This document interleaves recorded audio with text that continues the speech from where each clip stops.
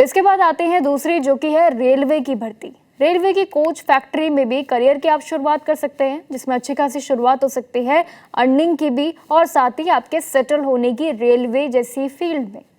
ये coach factory की एक सबसे बड़ी भर्ती है, जिसमें कुल मिला के सरकारी नियम अनुसार सारी चीज़ों को तैयार किया गया है।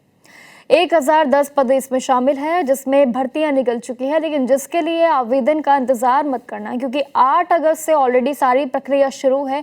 अंतिम कुछ ऐसी तिथि भी हैं जो इसी महीने शुरू हुई है भर्ती, तो इसी महीने ही खत्म हो रही है, लेकिन इसके लिए 7 सितंबर तक आप ऑफिशियल पोर्टल पर जाके आवेदन कर सकते हैं। इस भर्ती में फ्रेशर्स और साथ ही XITI दोनों ही तरीके से उम्मीदवारों के लिए कारपेंटर, इलेक्ट्रिशियन, फिटर और साथ ही पेंटर, वेल्डर जैसे MLT, रेडियोलॉजी जैसे और साथ ही कई ऐसे ऑप्शन आपको मिल जाएंगे जो आपके लिए अलग अलग डिसिप्लिन सीट्स में मौके देंगे। रेलवे में काफ़ी सारी पोस्ट मिल रही है। आवेदन करने के लिए अगर तैयारी करेंगे तो जनरल कैटेगरी के लिए बता दूं कि 100 रुपये उनको एप्लीकेशन फ़ी देनी होगी, मात्र 100 रुपये है। लेकिन जबकि SC ST और महिला PWD, ये जो सभी कैटेगरी है, इनके लिए बिल्कुल भी एप्लीकेशन फ़ी नहीं है, बिल्कुल फ्री है।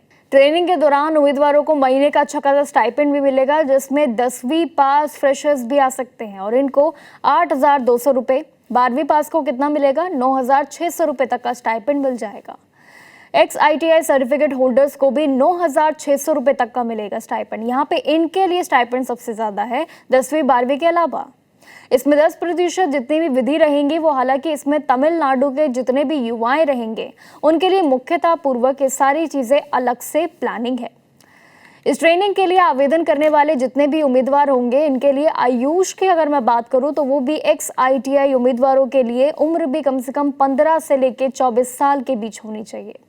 लेकिन जबकि नॉन ITI फ्रेशर्स के लिए उम्र जो कि 15 से लेकर 22 साल के बीच तय की गई है।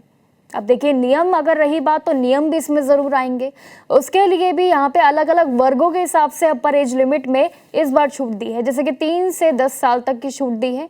और जबकि एजुकेशनल क्वालिफिकेशन पे अगर मैं आऊँ, यहाँ पे उनकी योग्यता, तो फ्रेशर्स के लिए 10वीं और 12वीं में कम से कम 50% अनिवार्य ऑप्शन है आप सभी की परसेंटेज का।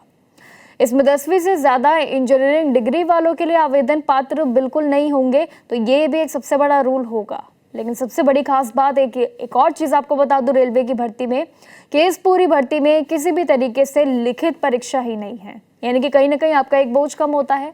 लिखित परीक्षा के बिना आप इसमें आवेदन कर सकते हैं। सिलेक्शन के लिए केवल 10वीं यानी कि मर्टिकुलेशन के मार्क्स आपके आधार पे, मेरिट लिस्ट के आधार पे तय किए जाएंगे और तैयार किए जाएंगे। अगर उम्मीदवारों के लिए ये ज़रूरी है, अगर लगता है उनको कि ये आवेदन करने के लिए बहुत अच्छा मौका है, तो वो बेझिझक होकर इस आवेदन की प्रक्रियाओं पे ध्यान दे सकते हैं।